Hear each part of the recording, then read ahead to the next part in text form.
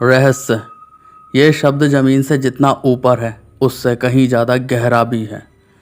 इस धरती ने सैकड़ों सालों से न जाने कितने रहस्य अपनी कोख में छुपाए रखे हैं, जिसके बारे में आज तक कोई नहीं जान पाया। और अगर कोई रहस्य खुल भी गया हो तो इस बलबूते पर जब वो पहले कई लोगों की आहुति ले चुका हो। ऐसा ही एक रहस्य के बारे में बात करते हैं आज। हेलो दोस्तों, आप सुन रहे हैं भूतिया स्टेशन आकाश के साथ। चलिए बढ़ते हैं कहानी की ओर।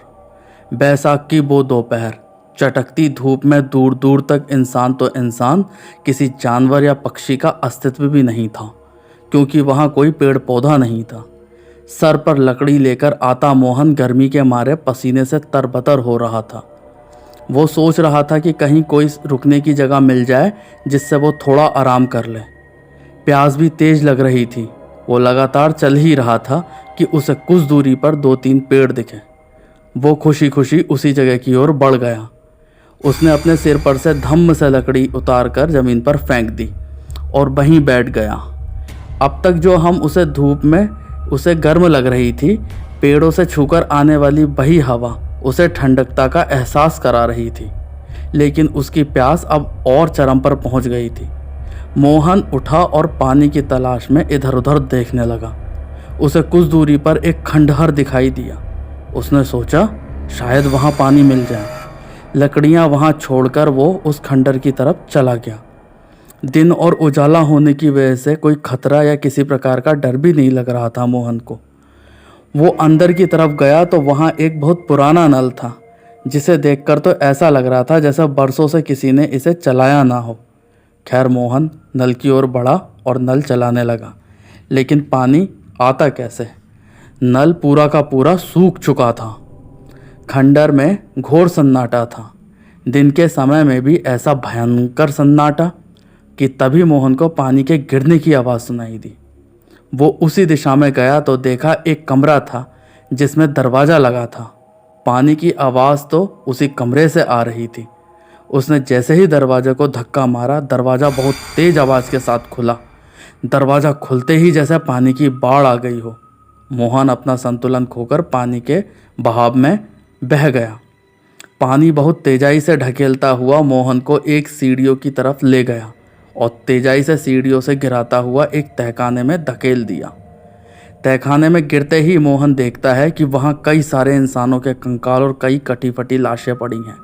ये देखकर मोहन सिहर उठा। वो चीखने लगा, मदद की पुकार करने लगा, लेकिन वहाँ कोई इंसान नहीं आया।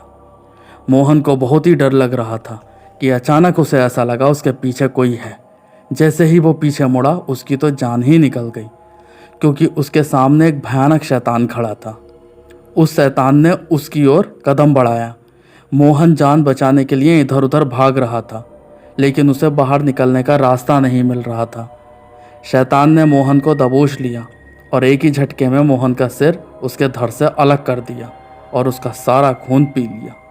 मोहन का पूरा खून निचोड़ने के बाद उसका पूरा शरीर काला पड़ गया था और शैतान ने उसके शरीर को उसी लाशों में फेंक दिया और चला गया फिर खुद अंधेरों के आगोश में। मोहन के परिवार में केवल उसकी बूढ़ी माँ ही थी, जो उसका इंतजार करते करते थक गई। उसकी बूढ़ी माँ ने बहुत लोगों से पूछा, लेकिन सभी ने मोहन के बारे में कुछ नहीं बताया, क्योंकि किसी को पता ही नहीं था कि आखिर मोहन को हुआ क्या है। अब मोहन की माँ का दिल बहुत डर रहा था कि आखिर मोहन कभी तो इतनी देर से नहीं आया, आज क्या हुआ। शाम भी पूरे चरम पर थी। आखिर मोहन की बूढ़ी माँ ने फैसला किया कि वो अपने बेटे को ढूंढेगी और वो निकल पड़ी। गांव से काफ़ी दूर निकलने के बाद भी मोहन का कुछ पता ना चला। अब रात होने लगी थी। बूढ़ी माँ को उसी जगह कुछ उजाला सा दिखा, तो उसने सोचा कि कहीं वहाँ तो नहीं है। मोहन की माँ जैसे ही उन पेड़ों के पास पहुँची तो वहाँ लकड़ियों के ढेर पर पड़ा था मोहन के मुंह पोंछने वाला गमछा। उसे देखते ही उसकी माँ ने समझ लिया कि हाँ, मोहन यहीं आया है। वो अब खंडर की तरफ गई, उसी उजाले की दिशा में, लेकिन वहाँ भी मोहन नहीं था। उन्होंने मोहन को आवाज़ दी कि तभी मोहन की आवाज़ आई, माँ मैं यहाँ हूँ। ये सुनकर उसकी माँ को शांति मिली और वो उस आवाज़ की दिशा में गई। मोहन की आवाज़ एक कमरे से आ रही थी। वो उस कमरे तक गई, उसका दरवाज़ा बंद था। उसकी माँ ने थोड़ा सा धक्का दिया और जैसे दरवाज़ा खुला, दरवाज़ा खुलते ही पानी की बाढ़ आ गई और वो बाढ़ मोहन की तरह ही उसकी माँ को भी सीढ़ियों से लुढ़काती हुई एक तहखाने में ले गई और उनको भी तहखाने में पटक दिया। उसकी बूढ़ी माँ कमज़ोर होने की वजह से बेहोश हो गई। जब उनकी आँख खुली तो खुद को उन्होंने एक अंधेरे तहखाने में पाया। वो दर्द से करहाती हुई मोहन को पुकार रही थी, लेकिन मोहन होता तभी तो आवाज़ देता। कुछ ही देर बाद उन्हें किसी ने घुर्राने की आवाज़ आई, ऐसी आवाज़ जो बहुत ही दहशत भरी थी। अब उन्हें डर लगने लगा और अपने बेटे मोहन की चिंता भी हो रही थी कि तभी उन्हें फिर एक तरह हल्का सा उजाला चमका।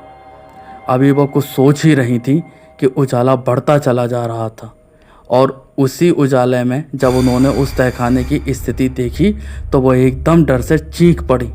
वो उल्टे पैर भागी, लेकिन एकदम ठोकर खाकर गिर गईं।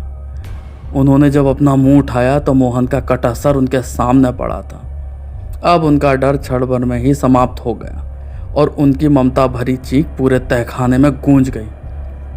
उनके रोने की आवाज़ से और भयानकता बढ़ गई, लेकिन अब उन्हें अपनी मौत का भी कोई डर नहीं था, क्योंकि जब उनका इकलौता बेटा ही नहीं बचा इस दुनिया में, वो अकेले जीकर क्या करती।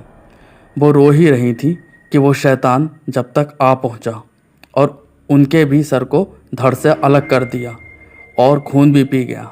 उनका भी अपने बेटे की तरह शरीर काला पड़ गया और शैतान फिर चला गया अंधेरों के आगोश में।